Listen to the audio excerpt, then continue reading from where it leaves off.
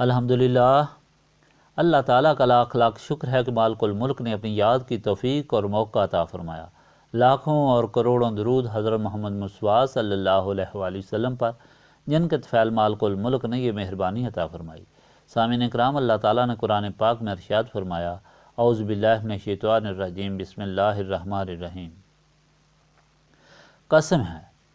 روزے روشن کی اور رات کی جب وہ سکون کے ساتھ چھا جائے، نہ آپ صلی اللہ علیہ وآلہ وسلم کے رب نے آپ صلی اللہ علیہ وآلہ وسلم کو چھوڑا اور نہ ہی وہ ناراض ہوا، اور یقیناً ہر آنے والی گھڑی آپ صلی اللہ علیہ وآلہ وسلم کے لیے پہلے سے بہتر ہے، اور عن قریب آپ صلی اللہ علیہ وآلہ وسلم کا رب آپ صلی اللہ علیہ وآلہ وسلم کو اتنا عطا فرمائے گا کہ آپ صلی اللہ علیہ وآلہ وسلم راضی ہو جائیں گے۔ کیا اس نے نہیں پایا آپ صلی اللہ علیہ وآلہ وسلم کو یتیم، پھر اپنے آغوش رحمت میں جگہ دی، اور آپ صلی اللہ علیہ وآلہ وسلم کو اپنی محبت میں خود رفتہ پایا تو منزل مقصود تک پہنچا دیا، اور اس نے آپ صلی اللہ علیہ وآلہ وسلم کو حاجت مند پایا تو غنی کر دیا۔ بس کسی یتیم پر سختی نہ کیجیے،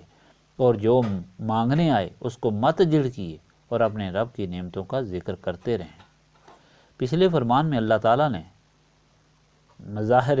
قدرت کی قسمیں اٹھا کر فرمایا کہ ہر آدمی جب صبح اٹھتا ہے تو اپنے لیے پروگرام بنا کر چلتا ہے۔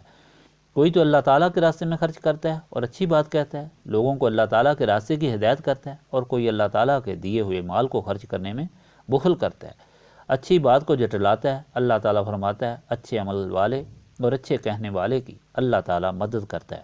اور اس کے لیے آسانی کرتا ہے، اور برے کام کرنے والے کے لیے برائی کا راستہ آسان کر دیتا ہے تاکہ وہ اسی میں بھٹکتا رہے اور جہنم کا ایندھن بنے۔ اللہ تعالیٰ نے اس دنیاوی زندگی میں ہی آگ سے ڈرایا ہے، لیکن اس میں وہی جلیں گے جو راہ راست کو چھوڑیں گے اور اللہ تعالیٰ کی طرف سے منہ موڑیں گے اور بغاوت کریں گے،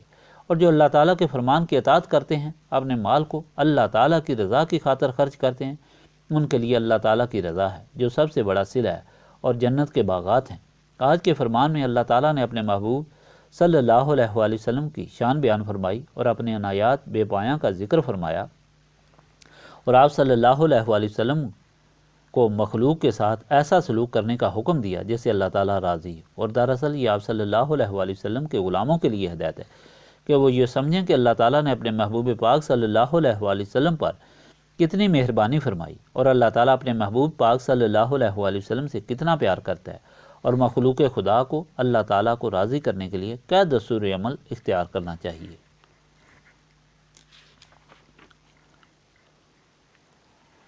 نبی پاک صلی اللہ علیہ وآلہ وسلم کی طبیعت علیل ہو گئی، 2-3 سحری عبادت کے لیے نہیں اٹھے تو آپ صلی اللہ علیہ وآلہ وسلم کے پڑوس میں ابو لہب کی بیوی ام جمیل رہتی تھی، جس نے کہا میں دیکھ رہی ہوں کہ تمہارے صاحب نے تم کو چھوڑ دیا ہے۔ ایک روایت یہ بھی ہے کہ وحی کا سلسلہ جو جاری تھا وہ چند دن کے لیے رک گیا تو کفار نے یہی کہنا شروع کر دیا۔ اس پر یہ صورت مبارک نازل ہوئی۔ اللہ تعالیٰ نے 2 دفعہ قسم اٹھا کر کہا، قسم دن اور رات کی، اس لیے یہ قسم اٹھائی کہ یہ ضرور آتے ہیں اور اللہ تعالیٰ کی قدرت کا اظہار کرتے ہیں۔ فرمایا نہ اللہ تعالیٰ نے آپ صلی اللہ علیہ وآلہ وسلم کو چھوڑا، نہ آپ صلی اللہ علیہ وآلہ وسلم سے ناراض ہوا، بلکہ آپ صلی اللہ علیہ وآلہ وسلم کے لیے ہر آنے والا وقت پہلے سے زیادہ اللہ تعالیٰ کی مہربانیاں لائے گا۔ آپ صلی اللہ علیہ وآلہ وسلم خود اپنی گزشتہ زندگی کو دیکھیں، کس طرح اللہ تعالیٰ نے آپ صلی اللہ علیہ وآلہ وسلم پر اپنا فضل فرمایا، دستگیری اور مدد فرمائی، ہر چیز روشن فرما دی۔ آپ صلی اللہ علیہ وآلہ وسلم ماں کے شکم مبارک میں تھے کہ والد بزرگوار فوت ہو گئے۔ آپ صلی اللہ علیہ وآلہ وسلم کی دیکھ بھال آپ صلی اللہ علیہ وآلہ وسلم کے دادا حضرت عبد المطلب فرماتے رہے اور بہترین طریقہ سے دیکھ بھال کی۔ جب آپ صلی اللہ علیہ وآلہ وسلم 8 سال کے ہوئے تو دادا جان بھی فوت ہو گئے۔ اب آپ صلی اللہ علیہ وآلہ وسلم کی کفالت آپ صلی اللہ علیہ وآلہ وسلم کے شفیق، مہربان اور عظیم انسان چچا حضرت ابو طالب کے سپرد ہوئی، جو اپنے بچوں سے بھی زیادہ آپ صلی اللہ علیہ وآلہ وسلم سے پیار کرتے تھے۔ اور جب آپ صلی اللہ علیہ وآلہ وسلم کی بیعت مبارک ہوئی تو مشرکین مکہ نے ہر قسم کی تکلیف دینی شروع کی، تو حضرت ابو طالب آپ صلی اللہ علیہ وآلہ وسلم کی ڈھال بن کر کھڑے ہو گئے، اور آپ صلی اللہ علیہ وآلہ وسلم کی زوجہ حضرت صدیقہ حضرت خدیجہ رضی اللہ تعالیٰ عنہ، جو سارے خرچے برداشت کرتی تھیں، آپ صلی اللہ علیہ وآلہ وسلم کی عظیم ساتھی تھیں، لیکن پھر ایسا وقت آ گیا کہ دونوں عظیم ہستیاں بھی آپ صلی اللہ علیہ وآلہ وسلم کو چھوڑ کر آخرت کی طرف منتقل ہو گئیں، جس کا آپ صلی اللہ علیہ وآلہ وسلم کو بہت افسوس ہوا اور غمگین ہو گئے۔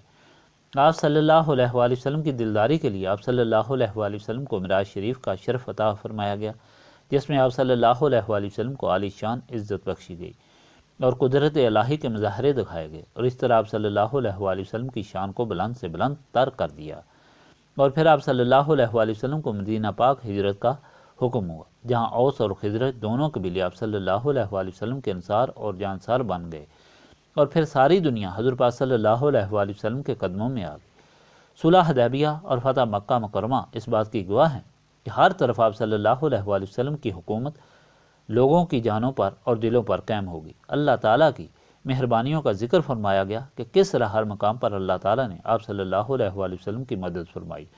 اور آپ صلی اللہ علیہ وآلہ وسلم کے دل کو وحی سے روشن کر کے ساری کائنات کے علم سے مالا مال فرمایا، اور ساری دنیا کی دولتیں آپ صلی اللہ علیہ وآلہ وسلم کے قدموں تلے آ گئیں۔ پھر آپ صلی اللہ علیہ وآلہ وسلم کے غلاموں کو سمجھانے کے لیے آپ صلی اللہ علیہ وآلہ وسلم کو ہدایت فرمائی کہ اللہ تعالیٰ کے دیے ہوئے خزانوں سے سوالیوں کی جھولیاں بھر دیں اور ہر مسکین اور یتیم کی مدد فرمائیں۔ اس حکم کی وضاحت کے لیے نبی پاک صلی اللہ علیہ وآلہ وسلم سے فرمایا کہ قیامت کے دن میں اور جو شخص یتیم کے سر پر ہاتھ رکھے گا اس طرح ہوں گے اپنی دونوں انگشت مبارک ملا کر دکھائیں کہ جس طرح یہ انگلیاں ملی ہوئی ہیں۔ اس فرمان مبارک میں نبی پاک صلی اللہ علیہ وآلہ وسلم کی شان بیان کی گئی، اور آپ صلی اللہ علیہ وآلہ وسلم کی عنایات کا ذکر کیا گیا، اور آئندہ کے لیے اپنے امتیوں کی دیکھ بھال کا فرمان ہوا۔ مگر اس عظیم نعمت ہدایت کو وہی سمجھ سکتا ہے جس کے دل و دماغ روشن ہوں اور شیطان کے قبضے سے آزاد ہوں، وگرنہ ظلمت میں ڈوبے ہوئے انسان ان عنایات کا بالکل دوسرا مطلب لیتے ہیں، جن کا بیان کرنا بھی گستاخی ہے۔ یہ دل و دماغ کی روشنی اور سمجھ کی طاقت صرف اور صرف نسبت رسولی صلی اللہ علیہ وآلہ وسلم سے حاصل ہوتی ہے، جس کے لیے ہم اللہ تعالیٰ کی بارگاہ میں ہر وقت سوالی ہیں، اور یہ محفل اسی خاطر جس کے لیے ہم اللہ تعالیٰ کی بارگاہ میں ہمیشہ اور ہر وقت سوالی ہیں، یہ محفل بھی اسی خاطر ہے۔ حضرت شاہ عبدالعزیز نے اس سورت کی یہ برکت بھی لکھی: اگر کوئی چیز گم ہو جائے تو اس سورت کو انسان 7 بار پڑھے اور اپنے سر کے ارد گرد انگشت شہادت پھیرتا رہے۔ جب 7 بار پڑھ چکے تو کہے: اصبحت فی امان اللہ، امسیت فی جوار اللہ، امسیت فی امان اللہ واصبحت فی جوار اللہ۔ پھر دستک دے اور تالی بجائے: اللہم صلی علی سیدنا محمد وعلی آلہ وصحابہ صلاۃ تکون لنا امان من کل خوف، لا الہ الا انت سبحانک انی کنت من الظالمین۔ ربنا آتنا فی الدنیا حسنۃ وفی الآخرۃ حسنۃ وقنا عذاب النار۔ استغفر اللہ العظیم الذی لا الہ الا هو الحی القیوم واتوب الیہ۔ استغفر اللہ العظیم الذی لا الہ الا هو الحی القیوم واتوب الیہ۔ استغفر اللہ العظیم الذی لا الہ الا هو الحی القیوم واتوب الیہ۔ ربنا تقبل منا انک انت السمیع العلیم وتب علینا انک انت التواب الرحیم۔